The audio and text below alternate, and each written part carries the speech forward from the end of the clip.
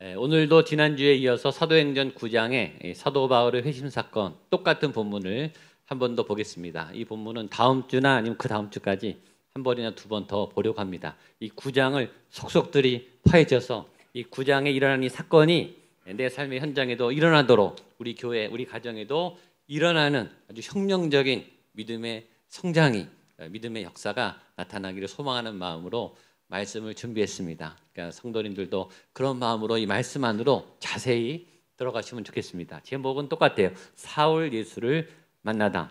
한번 따라하죠. 사울 예수를 만나다. 사울 예수를 만나다. 아멘. 이 사울 대신에 누구를 넣으라고요? 자기 이름을 넣으면 돼요. 진수 예수를 만나다. 나 예수를 만나다. 그러시면 되는 거예요. 오늘 말씀을 통해 우리 모두가 예수님을 만나는 역사가 있게 되기를 축복합니다. 우리 3절, 4절, 5절 말씀 같이 한번 보겠습니다. 시작. 사울이 길을 가다가 다메섹에 가까이 이르더니 호련히 하늘로부터 빛이 그를 둘러 비치는지라 땅에 엎드려져 들으매 사울아 사울아 내가 어찌하여 나를 박해하느냐 하시거늘 대답하되 주여 누구시나이까 이르시되 나는 내가 박해하는 예수라. 여러분 이 세 절 장면이 제일 중요해요. 사실은 이 극적으로 사울이 예수님을 만난 사건이기 때문에 예수님이 사울에게 뭐라 그랬냐면 사울아 사울아 네가 왜 나를 핍박하느냐 나는 내가 핍박하는 예수다. 이 말씀에 결정타를 맞고 사울이 꼬꾸라지고 변화됐어요. 이 말씀이 사울에게 어떤 충격이 되었을까를 한번 보려고 합니다. 첫째, 사울은요 사회 악독을 저지르고 폭행을 저지르고 사회에 악이 되고 범죄를 하는 그런 흉악한 범죄자가 아니에요. 사회에 기반하는 정의를 거스르고 자신의 이익과 또 자신의 유익을 위해서 범죄를 저지르는 그런 강팍한 사기꾼이나 범죄자가 아니에요. 그는 굉장히 직분과 책임에 충실한 성실한 크리스찬이 그리고 하나님 앞에 책임을 다하는 그런 책임감이 투철한 사람이죠. 도덕적으로 의로웠어요. 그는 윤리적으로 깨끗하게 어떻게든 법을 지키고 선하게 살려고 또 자신의 맡은 그 자리에서 최선을 다해 열심히 하나님 나라를 세워나가기 위해서 충성된 사람으로 살았던 그런 충성된 사람이에요. 두 번째, 이 사울이 지금 화가 굉장히 많이 났는데 그 이유는 자신의 분노가 폭발해서도 아니고 상처가 많고 열등감이 많아서 복수하려고 하는 게 아니라 하나님의 편에서 하나님을 대적하는 사람들, 하나님과 율법에서 말하는 대로 지키지 아니하는 사람들, 율법을 무시하는 사람들에 대해서 정의로운 분노, 의로운 분노, 하나님의 질서와 법을 세우기 위해서 의분이 일어난 거예요. 합당하고 정당한 화를 내고 그 법을 행하기 위해서 지금 가는 거거든요. 세 번째, 사울은 믿음이 없거나 믿음을 회피하거나 믿음을 부인하거나 너무 세속적이고 세상에 관심이 많아서 세상적으로 나가서 세상 가운데서 내가 멋지게 살아버리라. 그런 세속적인 사람이 아니에요. 그는 누구보다 하나님을 열심히 믿고 싶고 믿음이 좋아지고 싶어하는 성경을 사랑하고 기도를 많이 하고 11조와 헌신을 철저히 하는 정말로 헌신된 하나님의 사람이었어요. 지금으로 말하면 교회에서 그 누구보다 충성되게 일하는 충직한 직분자예요. 그리고 사회적으로 세상적으로도 덕이 있고 세상에서도 성공하고 세상 사람들이 존경하고 인정하는 실력가예요. 그리고 도덕적으로 선하고 윤리적으로 깨끗하고 양심에 따라서 정말 바른 삶을 걸어가고 있는 누가 봐도 교회 안에서나 밖에서나 봐도 정말 깨끗하고 바르고 모범적이고 본받을 만한 그런 사람의 자리에 섰던 거예요.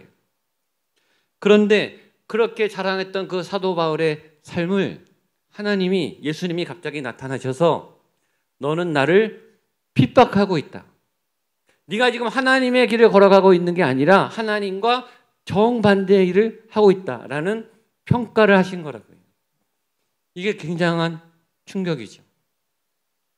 이 사실은 우리에게 적용하면 이런 거죠. 우리가 지금 예배를 드리고 하나님 앞에 최선을 다해서 지금 신앙생활을 하고 있고 어떻게든 하나님 앞에 바른 삶을 살기 위해서 이 무더위에 예배를 드리고 헌신을 하고 있는데 하나님이 갑자기 나타나셔서 너의 그 신앙은 다 가짜야. 너의 지금까지의 모든 수고는 그건 헛수고야. 너는 지금 하나님과 정반대 일을 하고 있는 거야. 너희 행위는 전혀 가치가 없는 일이야. 라고 하나님이 직접 평가를 내리신다면 얼마나 충격을 받았겠어요. 그런 자기가 가장 사랑하고 가장 열심히 행했던 그 자리에서 하나님으로부터 가장 최악의 평가를 받고 있었어요. 이유가 뭘까요? 그는 성실했고 노력했고 애를 썼고 하나님을 향해 발버둥 치며 나아갔는데 그는 왜 하나님과 정반대 길을 걸어가고 있었을까요? 첫 번째 이유는 그가 믿음의 시제에 오류를 범했기 때문이. 잘 아는 얘기죠. 그는 오늘의 믿음에 집중한 신앙생활을 한 게 아니라 과거의 믿음, 전통의 믿음, 조상부터 내려오는 구약의 믿음, 지금 신약 시대가 시작됐는데 그는 구약의 시대에 머물렀던 그 신앙에 충실했던 삶으로 살아 있었기 때문에 그의 믿음에는 오류가 생긴 거예요.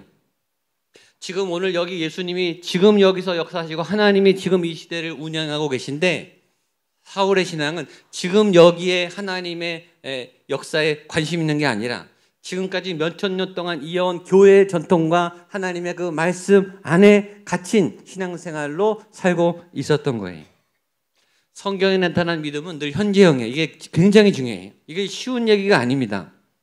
지금 사울이 우리가 지금 2000년 전에 사울이 다메섹에서 예수님 만난 사건을 기록하고 있지만 이 성경은 지금 그 당시의 현재를 우리에게 생생히 비추고 있어요. 성경은 이 믿음은 항상 시제가 현재형이에요.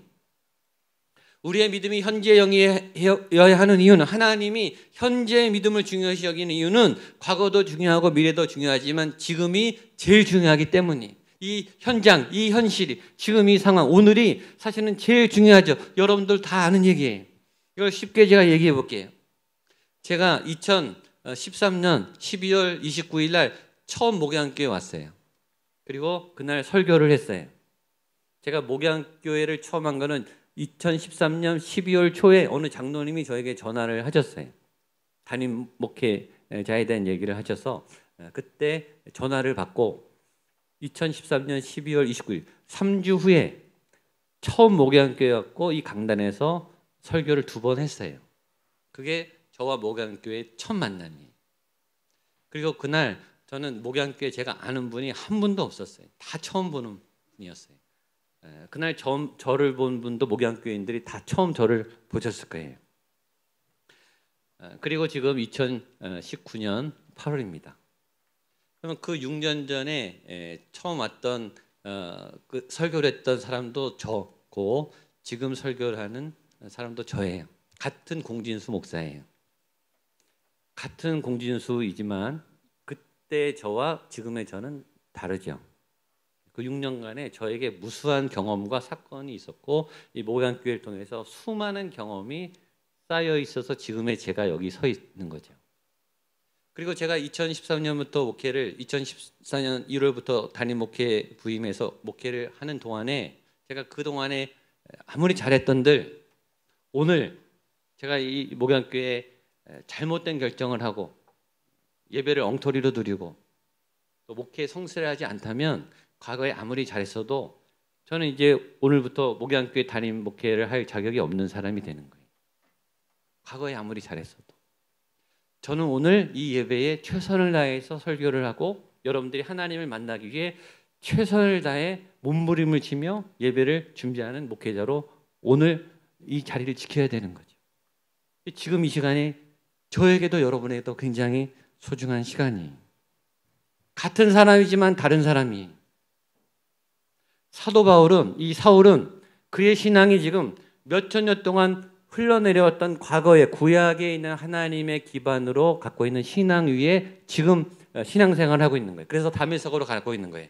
그래서 뭘 놓치냐면 지금 하나님이 예수님을 보내셔서 인류의 온 구원을 계획하시고 십자가와 부활을 알리시고 성령을 보내셔서 지금 교회를 부흥시키고 전 세계로 복음을 확장시키고자 하는 지금 하나님이 일하시는 그 생생한 현장을 놓치고 있는 거예요. 왜? 그 과거에 그 찬란했던 구약과 율법의 메인 그 신앙 안에 갇혀있기 때문에 말이에요. 우리도 똑같은 거예요. 특별히 이게 과거에 믿음이 좋은 분들이 하는 오류인 거예요. 과거에 내가 교회 학교나 청년분 때 CCC나 내비게이터나 과거에 어떤 교회에서 굉장히 많은 헌신을 했던 그런 사람일수록 그때 추억에 갇혀 있는, 그때 교회 학교 시절에 갇혀 있었던 그 믿음을 울거먹고 그 믿음을 반복하면서 오늘 내 신앙 가운데 갇혀 있는 분이 많아요. 그래서 지금 오늘 하나님이 이 목양교회에 새롭게 일하시는, 새롭게 사람을 보내주시고 새롭게 뭔가를 움직이시는 그 하나님의 손을 전혀 의식하지 못하는, 그래서 신앙의 오류에 빠질 수 있는 그런 잘못을 범할 수 있다는 거죠. 그러면서 우리는 내 믿음이 좋다고 확신해요. 왜냐하면 과거에 좋았거든요. 과거에 내가 헌신했거든요. 그리고 그 믿음에 따라 지금 오늘 내가 있기 때문에 내 믿음은 지금 최선이다. 더 이상 잘할 수 없다라고 확신해요. 그리고 마치 사도 바울처럼 탱크처럼 그 길을 막 가고 있는 거예요. 누구의 얘기도 듣지 않고 이 길은 옳아. 내가 결정한 거야. 내가 하나님의 뜻으로부터 받았기 때문에라고 자기의 길을 열심히 헌신하면서 가고 있는 거예요. 그런데 그 길이 예수님을 핍박하는 길에 있었다는 거죠. 이게 충격이에요. 여러분, 사도 바울은 굉장히 똑똑한 사람이, 지난주에 얘기했죠. 치밀한 사람이, 모든 것을 계획적으로 자기가 해야 할 일을 분명히 알고 일을 잘 해내는 사람이라고요. 그런데 이렇게 똑똑하고 치밀하고 유능한 이 사람은 왜 오류를 범했을까요? 첫 번째는 믿음의 시제에 오류가 있었고, 두 번째는 게으름 때문이에요. 게으름. 왜냐하면 과거에 믿었던 대로 하나님 믿는 게 제일 편하거든요. 과거에 내가 하나님을 알던 그 하나님대로 믿는 게 사실은 제일 편해요. 어제의 믿음은요, 하나님께 안 물어봐도 돼요. 다 알거든요. 성경학교 때 배운 하나님, 성경 얘기 내가 다 알아요. 그러니까 나 나름대로 이미 정리가 돼 있고 내 안에 믿음이 서 있단 말이에요. 그래서 그 길을 그냥 가는 거예요. 오늘 여기서 말씀하시는 하나님께 물어보지 않고, 오늘 새롭게 하나님이 길을 여시는 그 길에 대해서 고민해 보지 않고, 우리는 내가 해왔던 방식을 가지고 아주 쉽게 그러나 헌신적으로 그 길을 하고 있는 거죠. 저도 여러분도 충분히 오류에 빠질 수 있음을 알아요. 그리고 기도합니다. 저와 여러분이 이 사울이 빠졌던 오류에 빠지지 않게 되기를 축복합니다. 과거의 믿음이 아니고 오늘의 믿음, 과거의 은혜가 아니라 오늘 현재의, 오늘 주시는 이 새로운 밥, 새로운 양식을 먹게 되기를 축복합니다. 작년의 믿음이 아니라 금년의 믿음, 어제의 믿음이 아니고 오늘의 믿음이에요. 여러분, 어제의 믿음도 아니에요. 오늘의 믿음. 교회 오기 전 아까의 믿음도 아니고 지금 여기에 지금 있는 이 믿음. 이게 제일 중요해요. 믿음은 항상 현재가 중요해요. 오늘의 믿음이, 오늘 살아서 지금 나에게 말씀하시는 그 하나님의 음성과 또 하나님의 그 생명에 온 힘을 기울여서 그 은혜를 받고 그 길을 따라가는 여러분들 되시기를 축복합니다. 두 번째, 사울에게 예수님 경험은 정말로 특별하고 그의 인생의 전환점이 되는 아주 중요한 결정적인 만남이었습니다. 우리 3절, 4절, 5절 한 번 더 보겠습니다. 시작. 사울이 길을 가다가 다메섹에 이르러 가까이 이르더니 호련히 하늘로부터 빛이 그를 둘러 비치는지라 땅에 엎드려져 들음에 소리가 있어 이르되 사울아 사울아 나를 박해하느냐 하시거늘 대답하되 주여 누구시나이까 이르시되 나는 내가 박해하는 예수라. 이 사울의 이 결정적인 이 한 번의 만남이 사울의 모든 삶과 인생을 흔들어 놨어요. 이 만남의 질이 뭔가, 이 만남의 내용이 뭔가를 굉장히 우리가 잘 봐야 돼요. 만남에는 굉장히 중요한 그 질적 요소가 있어요. 여러분, 이 사울이 다메섹에서 이 예수님과 대화하는 내용을 들으면요, 대화 내용이 몇 자 안 돼요. 66글자예요. 글자로 수로. 사울과 예수님의 대화 글자 수를 따지면 66글자예요. 한 2분이면 끝나는 대화예요. 2분이면. 사울이 다메섹 도상에서 예수님을 만난 이 시간이 길어야 30분이에요. 길어야 30분. 아주 많이 쓰면 1시간. 1시간도 안 되는 짧은 만남이었지만 이 1시간이라고 하는 이 짧은 66단어가 오고 갔던 이 짧은 대화 안에서 사울은 완전히 변했어요. 이것은 뭘 말하죠? 이 만남의 밀도, 이 만남의 강도가 얼마나 강력했는가를 의미해요. 만남에는 양과 질이 있죠. 크게 두 가지가 있어요. 하나는 오래 만나고 친하고 잘 안다고 생각했는데 깊이 있는 만남이 없이, 깊이 있게 만났다고 하는데 어느 날 내가 이 사람을 잘 알고 있었나? 네. 이 사람을 잘 몰랐던 것 같은 그런 만남이 있고요. 짧은 시간 만났지만 굉장히 깊이 있게 속속들이 아픔과 고민과 이런 것을 나누는 그런 만남이 있어요. 저는 상담을 했어요. 상담실에서도 있고 교회에서도 정말 많은 사람들을 상담했어요. 제가 교회 안에서는 그냥 상담하지만 밖에서는 유료 상담을 해요. 제 상담료는 좀 비싸요. 15만 원이에요. 10만 원, 15만 원, 50분에. 그분들이 그 돈을 그냥 내겠어요? 가치가 있으니까 내겠죠. 저를 찾아와서 전문가한테. 제가 상담실에 앉아있으면 문을 열고 처음 사람이 들어와요. 그날 처음 보는 분이. 그분이 그 비싼 돈을 내고 저랑 50분을 얘기한단 말이에요. 무슨 얘기를 하는지 아세요? 지금까지 살면서 한 번도 세상 밖에 꺼내놨지 않은, 아내도 남편도 자녀도 친구도 모르는 굉장히 중요한 깊은 상처를 그날 얘기하는, 처음 보는 저한테 말이에요. 자기의 깊은 고민을, 자기가 무거워서 견딜 수 없는 그 심한 고통의 짐을 그날 저에게 털어놓는 거예요. 저는 이분이 회복될 수 있는 자원을 공급하는 거죠. 그 짧은 50분, 1시간의 만남이지만 굉장히 깊은 만남이 생겨요. 그리고 도움을 받고 변화되는 분들이 생기는 거예요. 그 짐을 벗고 얼굴이 변하고 새로워지고 새로운 삶을 살고. 물론 한 번에 다 변하진 않죠. 상담을 여러 번 진행하죠. 자, 이와 대조적인 만남을 소개해 볼게요. 베드로와 예수님이요, 3년 내내 붙어 다녔어요. 그냥 학교 갔다 와서 학교에 뭐 8시간 공부하고 그 수준이 아니라 24시간 밀착으로 붙어 다니면서 제자 훈련을 생생하게 예수님의 육성을 들으며 그분의 채취를 맡으며 그분의 기적을 보며 무수한 산상수훈과 말씀을 쏟아지게 들으면서 3년 옆에 예수님 옆에서 예수님을 배웠어요. 그리고 베드로가 예수님을 너무너무 좋아했고 충성된 충직한 제자로 세워졌어요. 그런데 그 예수님이 어느 날 베드로에게 제자들 앞에서 청천벽력 같은, 네가 다 굴기 전에 나를 3번 부인할 거야. 예수님의 말을 듣는 순간 베드로가 심장이 멎는 듯한 충격을 받고 그는 너무 놀랐죠. 아닙니다, 예수님. 아닙니다. 그렇지 않습니다. 그는 예수님을 설득하기 위해 다른 제자들도 다 무시했어요. 이 사람들은 그럴지 몰라도, 여기 있는 나머지 인간들은 그럴지 몰라도 나는 절대 예수님을 부인하지 않습니다. 장담을 했다고요. 장담을.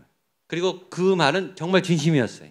베드로는 그 당시에 거짓말했다고 생각하지 않아요. 그런데 조금 있다가 예수님이 잡히고 법정에 쫓아간 베드로가 무슨 일을 하죠? 정말 예수님의 예언대로 3번 부인해요. 그 부인하고 베드로 자신이 충격에 빠져요.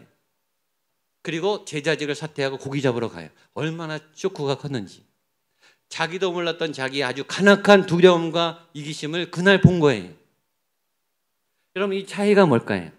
그렇게 3년 내내 만나고 대화하고 사랑하고 함께했고 충성하고 싶었던 그 베드로는 왜 그 위기의 순간에 이기적으로 변신해서 두려움을 이기지 못하고 예수님을 마음은 그렇지 않지만 겉으로 부인하는 이런 이기적인 죄악을 저질렀을까요? 이 두 만남의 차이가 뭡니까? 그것은 자신의 경계선의 차이. 여러분의 만남이 내가 쳐놓은 이 경계선, 내 안에 열등감, 상처, 깊은 이 고민과 비밀을 꿰뚫고 침입하는 그런 경계선을 넘어가는 깊은 만남인가? 아니면은 이 경계선 위에 내 삶을 이렇게 얹은 그런 만남인가에 따라서 차이가 있어요. 대부분 우리의 만남은 우리가 일단 청소년기와 청년기의 자아를 형성해 놓고 굳건하게 그 위에 쌓아갑니다. 사람을 만나고 경험을 하고 지식을 쌓고 그러면서 우리가 성장해, 커져요. 그래서 우리가 이렇게 커지죠. 우리는 지금 그렇게 커져 있어요. 그런데 우리가 처음에 자아를 형성할 때 쳐왔던 이 두꺼운 이 껍데기 안에, 이 안에는 건강한 나만 있는 게 아니라 어렸을 때 받은 상처와 열등감과 분노와 깊은 고민과 아픔의 실체가 이 안에 있어요. 근데 이게 처리되지 않은 상태로 우리가 그 위에 쌓은 거예요. 그래서 우리가 굉장히 건강하고 경험이 많고 지식과 능력이 많은 강한 사람처럼 보이는 거예요. 그런데 어느 날 그런 우리의 삶에 우리가 쌓아놓은 나보다 큰 위기가 오죠. 큰 폭풍이 불어요. 우리 전체 존재가 흔들리는 위기가 올 때는 그 우리가 쌓았던 껍질 안에 있는 이 상처와 두려움이 발동을 하는 거예요. 왜냐하면 나보다 큰 위기가 오니까. 내가 감당할 수 있는 위기는 극복이 돼요. 그런데 내 전 존재를 흔들고 내 삶을 뒤흔드는 그 위기 앞에는 그 상처가 작동을 한다. 그래서 이기적으로 가는 거예요. 내가 변한 것 같으나 하나도 안 변한 거예요. 내 상처는, 내 분노는, 내 열등감은, 내 비겁함은 그대로 있는 거예요. 그런데 그런 사울, 그렇게 살았던 사울 앞에 오늘 예수님이 다메섹 도상에서 그 깊은 사울의 내면의 껍질을 뚫고 오늘 쳐들어오신 거예요. 그러니까 바울이 흔들린 거죠. 바울의 전 존재와 인격이 흔들린 거예요. 꽉꽉 감춰둔 내면 세계까지 완전히 흔들린 거예요. 그래서 꼬꾸라지죠. 사울에게 있어서는 최악의 위기예요. 자기의 전 존재가 흔들리고 비춰지는, 드러나는. 그러나 그 위기는 사울이 다시 빚어지는, 그가 꼭꼭 감춰놨던 상처와 아픔과 분노와 열등감을 치료해서 건강하게 다시 세워질 수 있는 최고의 기회인 거예요. 예수님이 그 일을 하신 거예요. 근데 예수님은 그 일을 어떻게 하셨는가? 두 가지 도구를 가지고 사용하세요. 빛과 말씀이. 보겠습니다. 3절 5절입니다. 시작. 사울이 길을 가다가 다메섹에 가까이 이르더니 호련히 하늘로부터 빛이 그를 둘러 비치는지라 땅에 엎드려져 들음에 소리가 있어 이르시되 사울아 사울아 내가 어찌하여 나를 박해하느냐 하시거늘 주여 누구시나이까 이르시되 나는 내가 박해하는 예수라. 빛이 임했고 말씀이 임했어요. 빛과 말씀. 우리의 그 경계에서, 자아의 경계에서는 굉장히 탄탄합니다. 철벽 방어예요. 얼마나 견고한지 자기가 그 안에 꼭꼭 감추고 숨어요. 이거 드러나면은 부끄럽거든요. 이거 드러내면 굉장히 아파요. 그래서 굉장히 두꺼운 벽으로 단단하게 묶어 있어요. 그런데 그것을 깨트릴 수 있는 강력한 힘, 파괴할 수 있는 힘이 하나님의 말씀과 빛이었어요. 마치 환자가 누워있고 예리한 수술칼이 환자의 피부를 뚫고 살을 째고 깊이 들어가서 그 고통의 원인이 되는 그 질병을 제거해서 째듯이 하나님의 그 빛의 검이 날카롭게 사울의 삶의 그 자아와 인격을 깨트리는 그 방역복을 뚫고 사울을 수술하기 시작한 거예요. 자, 3절 제가 한번 읽어볼게요. 뒤에부터 하늘로부터 빛이 그를 둘러 비치는지라 땅에 엎드려져 들으매. 그 빛이 임하자마자 사울은 꼬꾸라집니다. 빛이 너무 강해서 사울이 꼬꾸라져요. 요한복음 8장 12절 보겠습니다. 예수님의 말씀 시작. 예수께서 또 말씀하여 이르시되 나는 세상의 빛이니 나를 따르는 자는 어둠에 다니지 아니하고 생명의 빛을 얻으리라. 아멘. 주님이 빛을 비추면 어둠이 사라진다는 거예요. 자, 마태복음 5장 14절 시작. 너희는 세상의 빛이라 산 위에 있는 동네가 숨겨지지 못할 것이요. 빛은 너무 선명해서 다 비추기 때문에 다 들키는 거예요. 사울이 꼭꼭 감춰놓은 그 자아와 그 본심과 그 진실이, 그 상처가 다 드러나는 거예요. 정체가 탄로나는 거예요. 우리는 사울처럼 많이 가리고 살아요. 외모도 많이 가려요. 머리도 손질하고 피부도 관리하고 옷도 입고 사회적인 직분으로도 맡고 교회 직분으로도 나가요. 현대인들은 점점 포장의 기술이 늘어요. 보여주는 기술이 점점 세련돼져요. 또 굉장히 노련해져요. 우리들은 신앙의 이름으로 그것도 가리는 기술까지 갖고 있어요. 교회에서 헌신을 하면 사람들이 나를 인정해 주거든요. 내가 두 부서, 세 부서 봉사하면 잘했다고 격려해 주거든요. 내가 직분을 받으면 그것이 나를 가려줘요. 신앙의 이름으로 우리가 방어를 하고 있어요. 진실을 가린다고요. 그러나 예수님의 그 빛은 너무 밝기 때문에 누구도 속일 수 없어요. 오늘 담에석 현장에서 하나님이 그 빛으로 사울의 모든 정체를 다 들춰내셨어요. 여러분, 예배는 그런 거예요. 예배는 빛 대신 주님을 만나는 거예요. 그래서 이 시간 우리가 예배드릴 때 여러분 안에 있는 모든 그 내면의 하나하나가 그 상처와 아픔이 예수님 앞에 다 드러나요. 옆에 분에게 한번 말씀해 주시죠. 이미 들키셨습니다. 주님이 다 아십니다. 감춰도 소용없습니다. 맞죠? 근데 주님은 드러내지 않으세요. 다른 사람에게. 주님은 인격적이에요. 주님은 알고 계세요. 그러나 폭로하지는 않으세요. 주님이 다 알고 계시죠. 그런데 주님이 다 안다는 것은 나쁜 것만 아니에요. 우리의 숨은 죄, 숨은 거짓, 우리가 은폐한 어떤 진실, 결코 말하기 싫은 깊은 상처도 있지만 우리의 선한 마음, 남들이 알아주지 않는 신실한 마음, 하나님 앞에 정직하게 남들은 몰라주는 그런 성실한 기도와 하나님을 향한 깨끗한 마음도 드러나요. 그러니까 하나님 그래서 칭찬하시죠. 네가 얼마나 수고했는지, 얼마나 했었는지 알고 있다. 사람들은 너를 격려 안 하지만 나는 너를 칭찬한다. 나는 너를 인정한다. 나는 너의 기도를 알고 있다. 다 드러나는 거예요.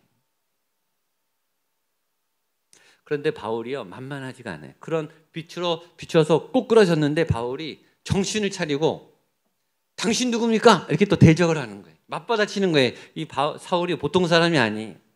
그 예수님의 강력한 빛 앞에서 막 저항을 하는 거예요. 저항을. 당신 누군데 그럽니까? 주여 당신은 누구십니까? 이렇게 맞받아치는데 예수님이 틈을 주지 않고 더 센 공격을 해요. 뭐죠? 말씀. 강력한 말씀으로 사울을 때립니다. 그 말씀이 이거예요. 나는 내가 박해하는 예수다. 이게 예수님의 말씀이에요. 한번 따라하시죠. 나는 내가 박해하는 예수다. 나는 내가 박해하는 예수다. 단 4마디, 단 한 문장. 여러분, 진짜 말씀은 길지 않아요. 진짜 은혜는 한 단어에서 있어요, 사실은. 긴 설교가 우리를 바꾸는 게 아니라 그 많은 설교 중에 한 문장, 한 단어가 여러분들의 영혼을 내려요. 전곡을 찌르는 칼날 같은 말씀. 말씀이 때리는 거예요. 말씀이 해머처럼 이 사도 바울에게 정신 차리라고 일격을 가해요. 보면 다음 주에 보면 알겠지만 사울이 그 말씀, 이 4마디를 듣고 3일 동안 말을 못해요. 너무나 큰 충격을 받은 거예요. 하나님께 얻어맞았으니까 얼마나 세게 맞았겠어요. 그래서 이 말씀 때문에 바울이 바뀝니다. 여러분, 말씀이 저와 여러분을 바꿀 수 있어요. 긴 말씀도 아니. 나는 내가 박해하는 예수다. 짧은 말씀. 간결한 말씀. 그러나 강력한 말씀. 오늘 예배에 주님이 빛으로 임하시고 말씀으로 임하셔서 우리의 속사람을 바꾸시고 우리를 새롭게 빚으시고 우리를 생명으로 선하게 인도하실 줄로 믿습니다. 그 생명의 주님을 만나는 저와 여러분, 우리 교회 되기를 축복합니다. 기도하겠습니다. 주님, 오늘 빛으로 임하신, 말씀으로 임하신 나의 구주 예수 그리스도를 내가 만나는, 그리고 변화되는 놀라운 역사가 있게 하여 주시옵소서. 예수님의 이름으로 기도하옵나이다.